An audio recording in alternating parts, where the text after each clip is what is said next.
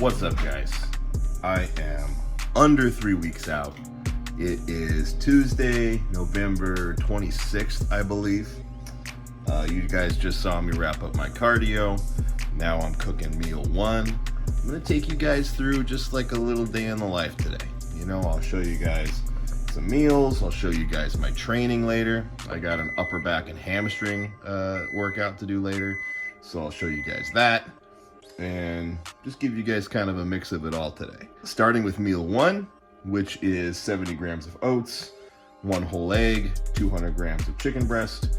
Food has been chopped pretty aggressively since the last video, so it will be good for you guys to be able to see kind of where food has bottomed out here, because we're pushing conditioning hard. But that being said, the end is in sight. We're in striking distance. Things are looking wild. So all good things, all super exciting. This is just part of the process. You gotta suffer a little bit to get peeled. It is what it is. So let me get this meal together and then I'll show you guys, give you guys a look before I dig in. All right, meal one, and I'm good and hungry for it, so I'll make this brief. Like I said, 200 grams of chicken breast with 1 whole egg, 70 grams of oats, black coffee,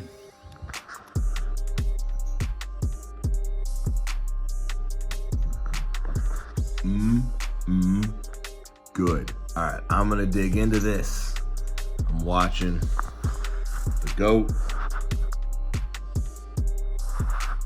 OG podcast.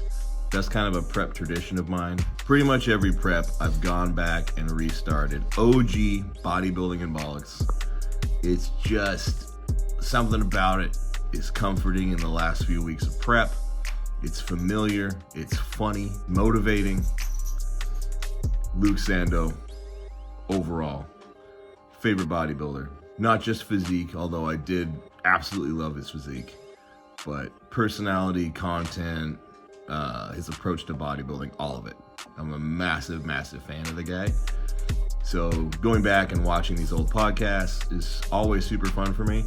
And I feel like every time I do, I always catch something that I missed the first couple times around. So been enjoying that. I'm up to episode 24. We'll see how far I get before show day comes around. All right, guys, I'm gonna dig into this, get meal one in. I'll catch up with you guys after.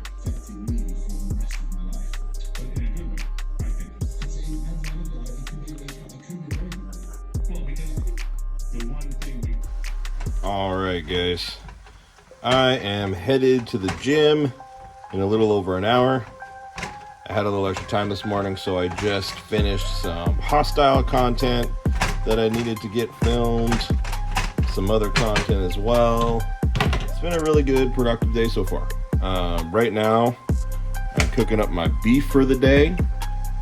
I always cook my beef fresh day of because A, it takes almost no time to make.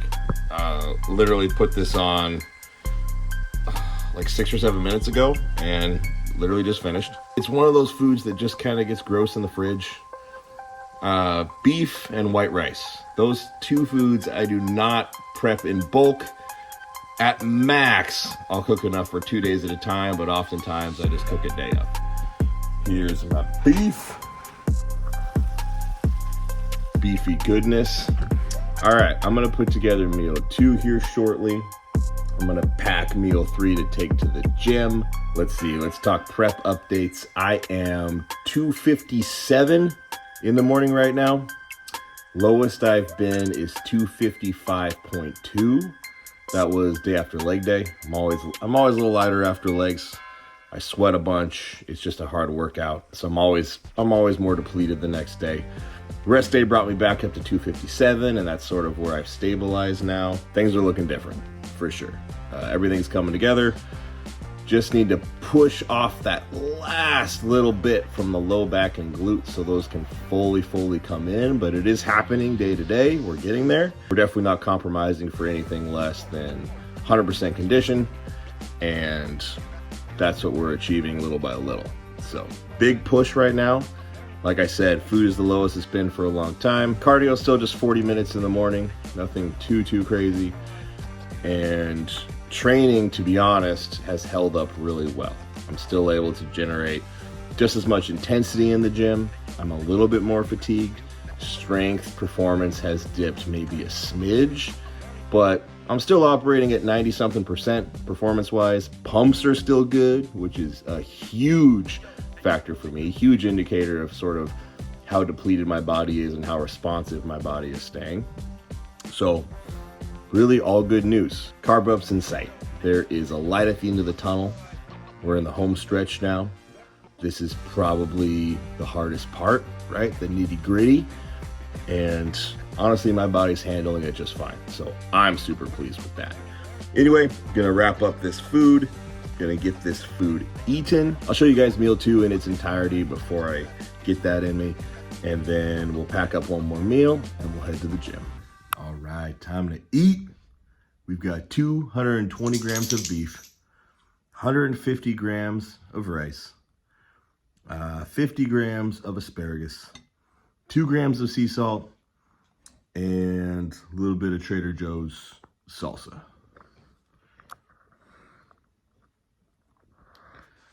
Delicious. Looking forward to this one. This is meal 2. I'm gonna dig in here. My next meal will be meal 3, which is my pre-workout meal. I'll probably be with a client during that one, so you guys won't get to see it, but it's gonna be 150 grams of rice again, 250 grams chicken. In the meantime, I'm hungry. I'm gonna eat. All right, I just finished up with clients. I am currently getting ready to train, getting my pre-workout together. Hostility amped. It's been such a staple of this whole prep. And it's really getting me through these workouts right now. I'm gonna level with you guys. I'm dead tired. I am dragging ass. I feel like I could honestly go home and go to sleep. But I felt like that last week and this week so far, right before a handful of workouts. 1 to 1.5 scoops of this bad boy, and so far I've been right as rain. It's really pulled me out of it. Part of it too is just training. You know, I love to train. That's why I'm a bodybuilder. That's why a lot of us are bodybuilders. So once I start training, I pretty much always have fun, which helps me train harder and helps me kind of pull that inner strength, if you will, out. I don't know if that's making any sense, because again, I'm dead tired right now. But so far it's been good. I've been going into workouts feeling exhausted, and then somehow, some way, again, I'm sure this stuff doesn't hurt, I am just pulling it out of myself and just making it happen and having awesome workouts still. So, fingers crossed that is the case today as well. That remains to be seen. But I'm gonna throw together this pre-workout stack, chug it down, have my other pre-workout supplement, which if you tuned in to, I think that might have been my first video of the season, or maybe my second, you should know what I mean by that. It is a pre-workout of the herbal variety, if you catch my meaning. That, for me, guys, is honestly a game changer. I used to think I needed to limit it, take breaks from it, take weeks off at a time, only use it before certain workouts, just because that's advice I've heard from other people, right?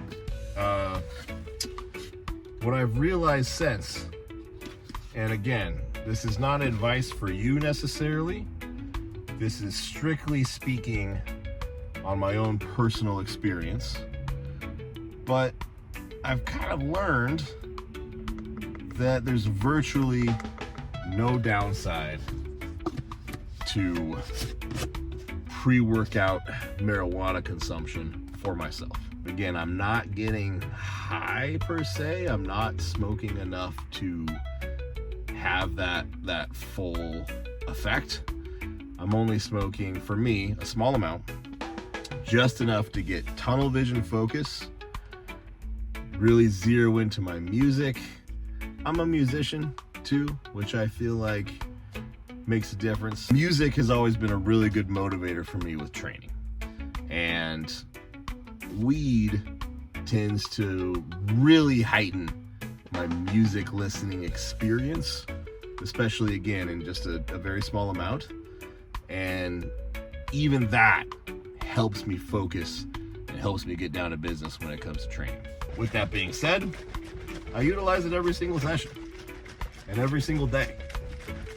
If, you know, there was a downside, if I felt like I was a little less productive or I was having issues from it of any kind, I would limit it or eliminate it completely. But again, I've found no downside for myself personally. It only enhances the experience. So I'm gonna keep doing it because I also really like it. We'll get this pre-workout in me, then we'll get that pre-workout in me, and then it's off to training. See you guys then.